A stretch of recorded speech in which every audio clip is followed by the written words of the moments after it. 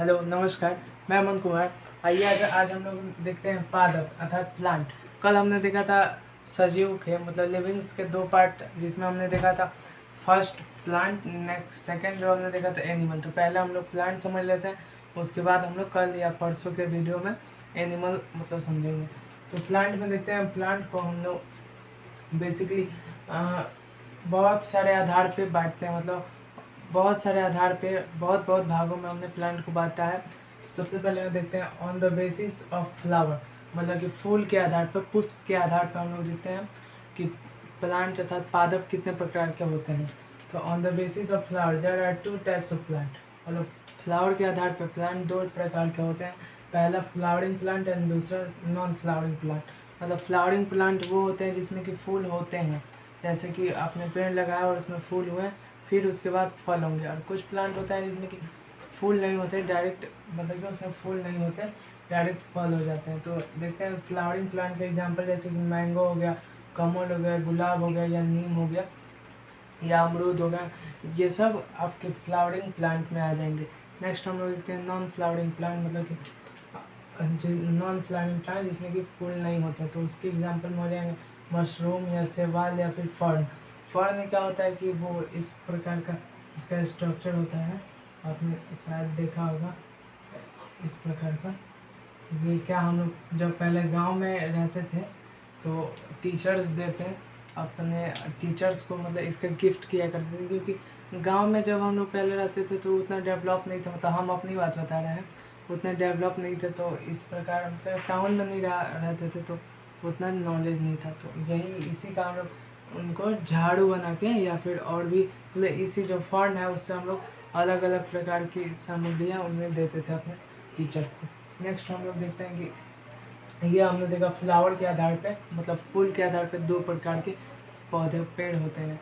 Next हम लोग देखते हैं on the basis of external structure, मतलब बाहरी जो बनावट होती है उसके आधार पर पेड़ कितने प्रकार के होते हैं। तो on the basis of external structure there are three types of plant.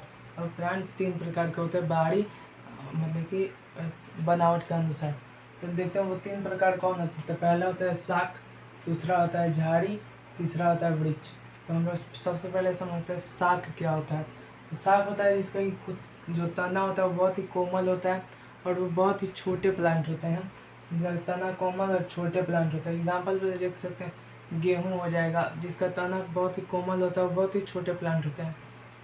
और सरसों हो जाएगा, धान हो जाएगा, ये सब हो जाएंगे, उनका तना बहुत ही कोमल रहता है। ये उनकी पहचान है शाक प्लांट की। नेक्स्ट हम लोग देखते हैं झाड़ी। झाड़ी क्या होती है कि इनका जो साइड है, साइज वो मीडियम रहता है, ना ही बड़े ना ही छोटे, मीडियम साइज के इनका हाइट रहता है। नेक्स्ट देखते हैं ये सख्त होते हैं, मतलब थोड़े से ये सख्त होते हैं, मतलब कि हार्ड होते हैं। नेक्स्ट देखते हैं काष्ठीय तने। तो इसके तने होते हैं काष्ठीय होते हैं, बोलते हैं कि ये काठ का लकड़ी है उस प्रकार का, इनके तने काष्ठीय होते हैं, काष्ठीय वाले प्लांट होते हैं। एग्जाम्पल में देख सकते हैं नींबू, करौंदा, बोगनविलिया। इसमें से करौंदा और बोगनविलिया को तो आप नहीं जानते होंगे, नींबू जानते होंगे, तो इस पर आप समझ लीजिएगा। नेक्स्ट देखते हैं वृक्ष। वृक्ष क्या होता है, तो वृक्ष हो तो वो होता है जो कि सख्त होता है। आपने पेड़ देखे हुए होंगे, बड़े बड़े विशाल विशाल पेड़ जो कि बहुत सख्त होते हैं, बहुत बहुत सख्त होते हैं। और उनके जो तने होते हैं वो काष्ठीय होते हैं, जिनके हम लोग फर्नीचर वगैरह बनाते हैं।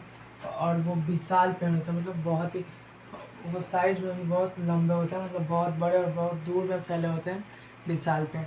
एक विशाल पेड़ है, मतलब दुनिया का सबसे पुराना पेड़ है जो कि कोलकाता में है, पीपल का है शायद, वो बहुत पुराना पेड़ है। नेक्स्ट हम लोग इसके एग्जांपल देख सकते हैं, शीशो हो जाएगा, पीपल हो जाएगा, आम हो जाएगा, नीम हो जाएगा, बरगद हो जाएगा, ये सब पेड़ हो सकते हैं। नेक्स्ट देखते हैं कि दूसरे आधार पे on the basis of life span there are three types of plant, मतलब कि जीवन के आधार पर प्लांट के कितने प्रकार होते हैं, मतलब कि वो कितने साल तक जीवित रहते हैं उसके आधार पर हम लोग देखते हैं। तो पहला हो जाएगा एक वर्षीय, मतलब जो पौधे एक ही वर्ष मात्र जीते हैं उनको हम लोग एक वर्षीय प्लांट कहते हैं, जो कि इनका लाइफ स्पेन मात्र एक वर्ष का होता है। जैसे कि चना हो गया, इस साल फसल बोए, नेक्स्ट साल हम लोग काट देंगे, मतलब एक साल ही चना जिया। या फिर गेहूँ हो जाएगा, इस साल बोए फिर अगले साल उसे काट दिया, अगले साल भर का समय नहीं लगता, लगभग 6 महीने का समय लगता है। या फिर सरसों हो गया, ये सब हो गया, या धान हो गया ये। नेक्स्ट देखते हैं द्विवर्षीय, मतलब कि 2 वर्ष वाले जो पौधे होते हैं जो 2 वर्ष तक जीवित रहते हैं, उनमें 2 ईयर्स, मतलब जिनका लाइफ स्पैन होता है 2 ईयर्स का। नेक्स्ट हम लोग देखते हैं, इसके एग्जांपल देख लेंगे। गाजर हो जाएंगे, मूली हो जाएंगे, शलजम, ये मतलब कि 2 वर्ष तक इनका लाइफ स्पैन रहता है। नेक्स्ट हम लोग देखते हैं बहुवर्षीय। बहुवर्षीय मीन्स वो ऐसे पौधे होते हैं जो कि 2 वर्ष से ज़्यादा तक जीते हैं, मतलब 2 वर्ष से ज़्यादा तक जीते हैं, वो बहुवर्षीय पौधे, जिनका लाइफ स्पैन 2 वर्ष से अधिक होता है। जैसे कि एग्जांपल में देख सकते हैं, आम हो जाएगा। आम तो बहुत मतलब ज़्यादा से ज़्यादा दिन तक जीता है, 2 वर्ष तो बहुत ही कम है, वो 10-10 साल 20-20 साल उससे भी ज़्यादा जीते हैं। या जामुन हो गया, बबूल हो गया, या नीम वगैरह हो गया, ये सब। नेक्स्ट हम लोग दूसरे आधार पे देखते हैं प्लांट के। तो on the basis of habitat, मतलब कि स्थान के आधार पे कि वो कहाँ कहाँ पाए जाते हैं, उसके आधार पे प्लांट 3 प्रकार के होते हैं। पहला सेरोफाइट। सेरोफाइट ऐसे प्लांट होते हैं जो कि जहाँ ऐसे स्थान पर रहते हैं जहाँ पे पानी कम भी रहेगा तो चलेगा, या फिर वो डेजर्ट हो जाए या फिर आइस वाला एरिया हो जाए, वहाँ पानी कम भी रहेगा तो चलेगा। उसके एग्जांपल हो सकते हैं कैक्टस हो जाएंगे और एक पाइनएप्पल। इसको ध्यान में रखिएगा क्योंकि सेरोफाइट है। इसे हम लोग हिंदी में मरुद्भिद कहते हैं, मरुद्भिद। नेक्स्ट हम लोग दूसरा देखते हैं हैबिटेट के आधार पर मीसोफाइट। मीसोफाइट ऐसे प्लांट होते हैं जो कि ये मीडियम कैटेगरी में आते हैं, ना ही इन्हें पानी अधिक चाहिए ना ही इन्हें पानी कम चाहिए, इन्हें मीडियम पानी चाहिए। और ये घास के मैदान में अधिकतर पाए जाते हैं, घास के मैदान में, इसे आप लोग ध्यान में रखिएगा। नेक्स्ट देखते हैं एक्वेटिक प्लांट। मतलब एक्वेटिक तो नाम से ही पता चल रहा है कि ऐसे प्लांट जो कि पानी में रहते हैं, तो इन्हें हम लोग एक्वेटिक प्लांट कहते हैं। इन्हें पानी अधिक चाहिए, मतलब कि पानी की मात्रा इन्हें अधिक चाहिए, और ये मेनली सी में पाए जाते हैं। इसके एग्जांपल हो जाए हाइड्रोफाइट्स, मतलब कि ये आप ये देख सकते हैं कोरल्स वगैरह, ना कोरल्स भी हो जाएंगे, या फिर ये हो जाएंगे जलकुंभी, जो कभी कभी पोखरे वगैरह में लग जाते हैं जलकुंभी, वो, या फिर काई जिसे हम लोग एल्गे बोलते हैं इंग्लिश में, वो हो जाएंगे। नेक्स्ट देखते हैं दूसरे आधार पे on the basis of nutrition there are 2 types of plant. मतलब न्यूट्रिशन मतलब पोषण के आधार पे, वो किस प्रकार के पोषण करते हैं, पोषण के आधार पे प्लांट कितने प्रकार के होते हैं वो हम लोग देखते हैं। तो पोषण के आधार पर प्लांट 2 प्रकार के होते हैं, पहला ऑटोट्रॉफिक और दूसरा हेट्रोट्रॉफिक।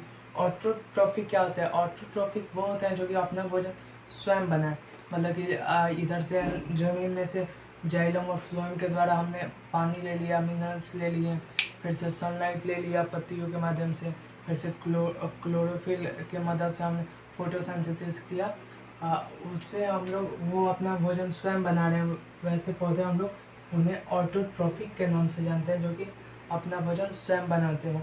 और नेक्स्ट हम लोग देखते हैं हेट्रोट्रॉफिक। हेट्रोट्रॉफिक वो पौधे होते हैं जो कि अपना भोजन स्वयं नहीं बनाते, वो दूसरे के ऊपर डिपेंड रहते हैं, मतलब कि वो स्वयं भोजन नहीं बनाएंगे, वो दूसरे के ऊपर डिपेंड रहेंगे कि अगला भोजन बनाएगा तो हम या फिर उसके भोजन को खाएंगे या फिर उसे खाएंगे।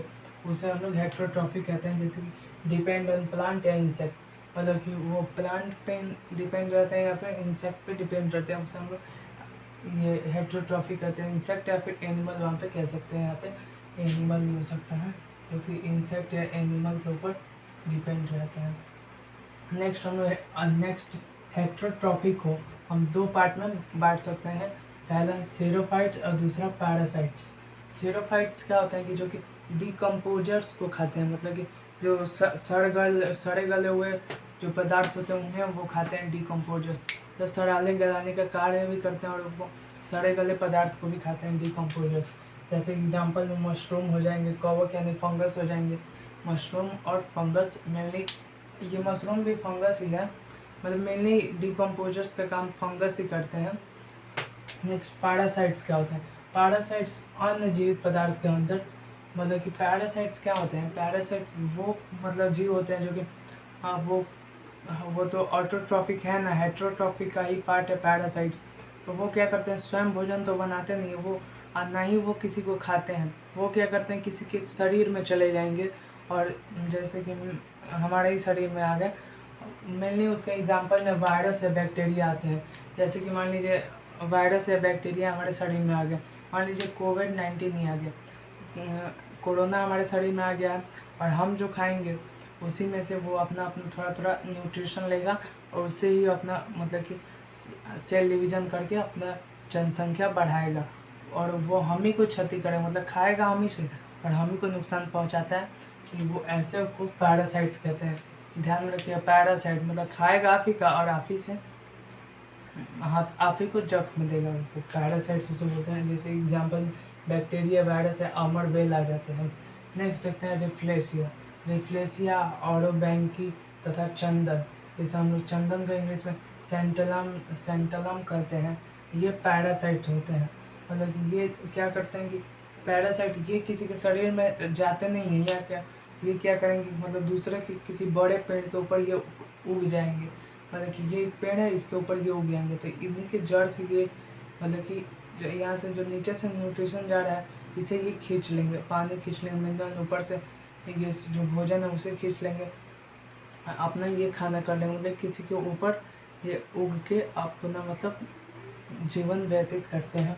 जैसे हम जैसे एग्जांपल में रिफ्लेशिया या ऑरोबैंकी तथा चंदन, ठीक, ये पैरासाइट होते हैं, इसको ध्यान में रखिएगा। नेक्स्ट हम लोग ड्रोसेरा। ड्रोसेरा या एंड संडियो पौधा, या फिर डायनिया, या फिर नेफ्थनीज, या जिसे हम लोग घटपर्णी कहते हैं, ये कीटभक्षी होते हैं। हालांकि इंसेक्टिवोरस होते हैं।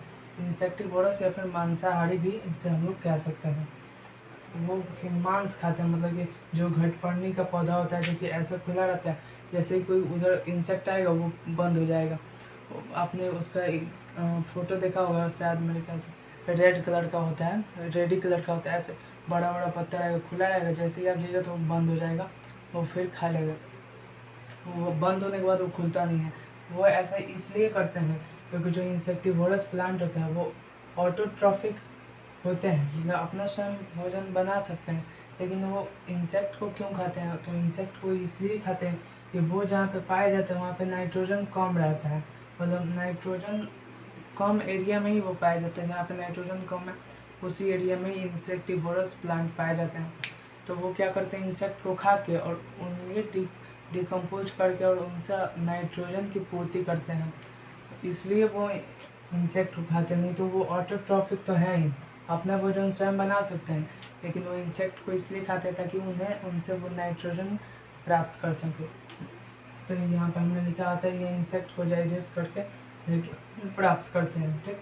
नेक्स्ट हम लोग समझते हैं सम बेनिफिशियल प्लांट, मतलब जो ऐसे पौधे जो कि हमें बेनिफिट देते हैं उनके बारे में देखते हैं। इधर हमने प्लांट लिख दिया है, इधर हम लोग प्लांट का प्रोडक्शन लिख दिया कि उस प्लांट से क्या प्रोड्यूस होता है।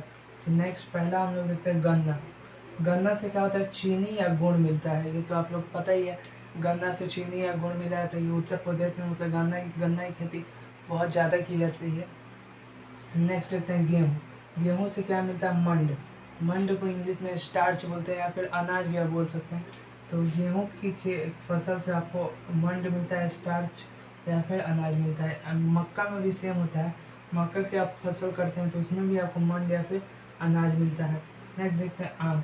अगर आम की आप खेती कर रहे हैं तो उसमें क्या होगा कि उसे मेनली वो बागवानी में आता है आम, वो जो कि बागवानी में आता है उसमें अगर आप बागवानी कर रहे हैं तो उसको हम लोग पोमोलॉजी कहते हैं, मतलब फल का अगर आप उत्पाद कर रहे हैं तो उसे हम लोग पोमोलॉजी कहते हैं, मतलब फल का उत्पाद करने को पोमोलॉजी कहते हैं, इसको ध्यान में रखिएगा। तो आम जो है इससे आप फल भी प्राप्त कर सकते हैं, और इमारती लकड़ियाँ, मतलब जो इमारत बनाए जाते हैं उसके लिए लकड़ियाँ भी मिलती हैं आम से।